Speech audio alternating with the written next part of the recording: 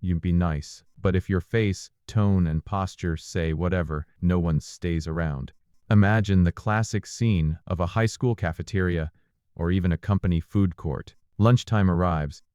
The tables quickly fill with noisy groups, laughter echoes through the room, and there you are, sitting at an isolated table, scrolling through your phone feed just to look busy and hide that uncomfortable feeling of inadequacy. Or maybe you are physically in a circle of acquaintances, but remain completely silent, feeling like a ghost while everyone chats excitedly around you. This is one of the loneliest feelings anyone can experience, and what frustrates you the most is that, deep down, you know you are a nice person. You do not harm anyone, do not talk badly about others behind their backs, are polite, helpful, and if someone asked for help with a biology assignment or a last-minute task, you would help without thinking twice. So, why does it seem like no one notices you? Why do some people manage to attract connections with minimal effort, while others, even perfectly kind ones, end up forgotten? The answer to this lies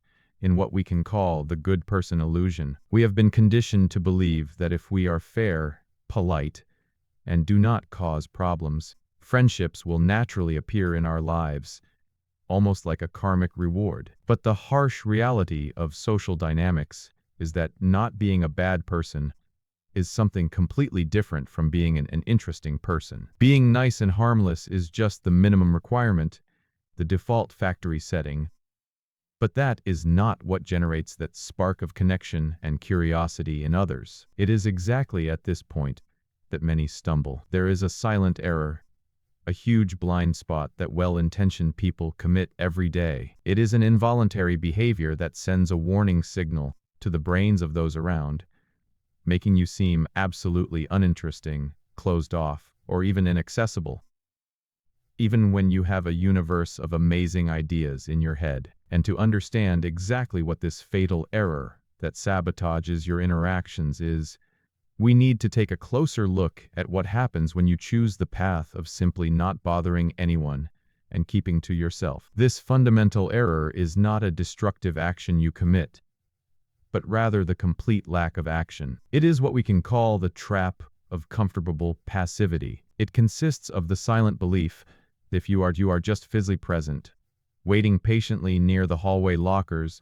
or sitting quietly with your tray of tater tots in the cafeteria, someone will magically look into your eyes, see your soul, and discover the fantastic and deep person you are. But the real world does not work like a teen indie movie script. Imagine the following scenario. You are in the middle of a circle of classmates or coworkers. They are exchanging ideas, laughing at an exaggerated story about what happened over the weekend, and you are there, in completely stealth mode, not saying a word. In your own head, you are just being shy, trying not to get in the way, or maybe too afraid of saying something embarrassing and being judged. But have you ever stopped to think about how others are interpreting your silence? Overwhelmingly, most of the time, people do not see your social anxiety. They see disinterest. To make matters worse, add to this passivity the classic resting bitch face, that naturally serious blank, or even somewhat frowning facial expression that many people involuntarily adopt when relaxed or lost in their own thoughts. Something very similar to that famous Kanye West expression that always becomes a meme. When you do not react physically to what is happening around you, other people's brains translate this block not as shyness, but as coldness or arrogance. Instinctively, the group thinks, this person doesn't want to be here, or they must think our conversation is really stupid. Human beings are biologically programmed to seek social validation. If the group receives absolutely no green light from you, whether a slight nod of agreement, a smirk, or simple eye contact, they feel they are being rejected by your presence. And to avoid this feeling of rejection, they simply stop trying to include you. You build an invisible wall of emotional protection, thinking you are shielding yourself from judgment. But in reality, you are just pushing any chance of connection away. Passivity turns you into an NPC, a background character. Because no one invests time trying to open a book whose cover seems to say "do not disturb" all the time. But then a very common conflict arises. It is likely that, upon hearing this, a voice in your head will start arguing. But if I have to smile all the time or force an interaction when I am not in the mood, won't I be being fake? Won't just be wearing a mask and betraying who I really am? This is an extremely fair doubt, and understanding the difference between fakeness and social effort is what turns the key in this whole process. Many people get stuck exactly at this barrier of authenticity. There is a modern myth, heavily repeated on the internet, that you must be 100% yourself all the time, and that if people do not like your closed and silent way, it is because they do not deserve your friendship. It is very common to cling to catchphrases like "I will not force a smile to please anyone. Whoever wants to be my friend will have to accept me like this." This mentality is extremely dangerous because, although it seems like a defense of self-love, it is often the exact reason why people with social anxiety end up isolating themselves more and more. The word authenticity becomes a shield, a very convenient excuse to justify the lack of social effort. But stop for a second and analyze the situation more deeply. When you are in a conversation circle, focused on how uncomfortable you are, thinking about how your voice might sound weird, or worried about not seeming fake, who are you paying attention to? Exclusively on yourself.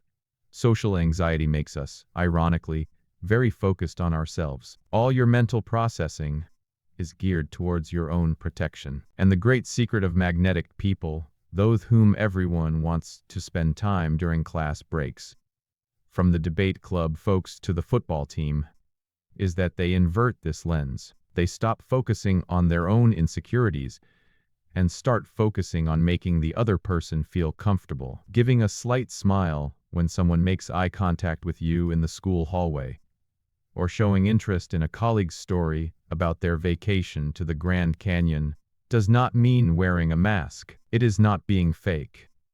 It is offering what we call social lubricant. It is a gesture of empathy that sends a very clear, invisible message. I see you, I acknowledge your presence, and you are welcome here. In the United States, there is a strong culture of cordiality in several regions, such as the famous Southern hospitality or the friendly Midwestern way. Often, those who are more cynical confuse this with fakeness, but in reality, it is a social contract focused on making the shared environment pleasant for everyone. Being authentic does not mean that you should dump your exhaustion or your boredom onto someone you just met. It means having solid values, but being polite and welcoming in the way you interact. When you get out of your own head and consciously decide to make the person in front of you feel valued and heard, you automatically stop being that passive and uninteresting observer. You do not need to change your personality and turn into a hyperactive cheerleader overnight. You just need to show that you care. And the beauty of this is that when the pressure of having to seem interesting disappears, people begin to genuinely enjoy your company. But if the theory makes sense, how do you put this into practice in real life, without draining your entire social battery in the first few hours of the day? This is where what behavior experts call the active emotional investment technique comes in. It is the exact bridge between your reserved self and the version of you that attracts people. The good news is that it does not require you to be the center of attention, to tell jokes in the style of a New York stand-up comedian, or to completely dominate the cafeteria conversation. In fact, for more introverted people, this technique is a huge relief, because it transfers the weight of the interaction to the other person. You become the architect of the conversation, not the protagonist. The first step is to break physical passivity. Remember that closed expression we talked about earlier? You don't need to paste on a fake ear-to-ear smile like an 80s game show host. The secret lies in micro-expressions. Relax your forehead, raise your eyebrows a bit when someone is talking to you, and make relaxed eye contact. Just the act of slightly leaning your head and body toward the person speaking already sends a clear signal to the other person's subconscious brain that you are engaged in the moment. The second step is to master the art of open-ended questions focused on emotion instead of logistics. Imagine a colleague arrives and says they recently moved from Washington, D.C. to your city. Most people respond with a simple, "Oh, cool. When did you arrive?" The conversation dies in 3 seconds. Instead, invest in that person's experience. Ask, "Really? And what was the most bizarre or different thing you noticed when moving from Washington to here?" A question like this does not have a short yes or no answer. It invites the other person to tell a story, to explore their own mind. You opened a stage for them to shine. And the third and most powerful step of this active investment: hold back your own ego. The original improvement pill video touched perfectly on this point. And it is something we all do without realizing it. When someone says they adopted a dog, our immediate desire is to cut the person off and say, "Oh, I also have a dog. It's a golden retriever." We paralyze the other person's story to talk about ourselves. This destroys the emotional investment. Instead of stealing the spotlight, return it with more intensity. Say, "That's really cool. How have those first nights with him been? A lot of crying around the house?" Let the person empty their entire bucket of enthusiasm before you chime in your own story. These actions, receptive posture, open questions, and true listening, require very little spoken energy on your part. You can literally guide an entire 20-minute conversation just by making people talk about themselves. And in the end, they will leave thinking you are the most fascinating and charismatic person they met that week. They will associate the good feeling they had when talking about themselves with your presence. But, of course, not everything is exact mathematics in human relations. As much as you invest emotionally and become a master in the art of connection, there is a final, painful, and liberating detail about friendships that you need to accept. This detail is what we call the quality filter, and accepting it will take a gigantic weight off your shoulders. The naked and raw truth, which many of you may have already noticed in practice facing high school hallways or corp dynamics, is this: you can have the most inviting body language in the world, master the art of making people talk about themselves, be the perfect listener, and even so, some people simply won't like you. And, as strange as it seems, this is perfectly normal and healthy. There is a very popular saying that goes, "You can be the sweetest, juiciest peach in all of Georgia, and yet there will be someone in the world who simply hates peaches." No matter how nice, kind, and harmless you are, there is no magic formula that guarantees 100% social approval. Trying to please everyone all the time is a fast and painful path to emotional exhaustion and the loss of your own essence. What the technique of actively investing in conversation does is not force people to like you, but rather act like a lighthouse. When you stop being that passive observer and start emitting clear and friendly signals of interest, you quickly attract people who are on the same wavelength. At the same time, you naturally filter out those who are not willing to return the effort. A real friendship is always a two-way street. If you are showing genuine interest, asking good questions, and the other person responds with total apathy, one-word answers,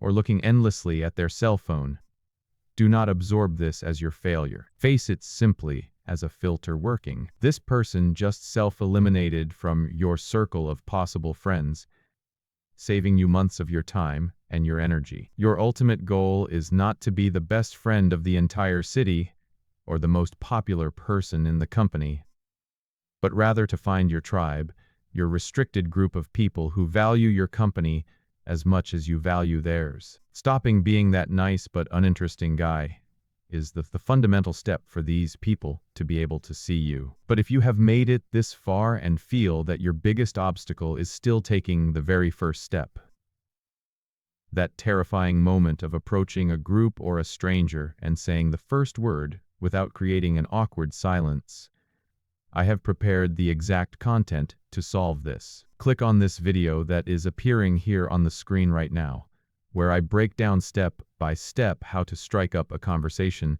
and start a chat from scratch with anyone. using super simple psychological triggers that take all the weight off your shoulders. Thank you very much for investing your time here. Apply these ideas at your next lunch, and I will see you in the next video.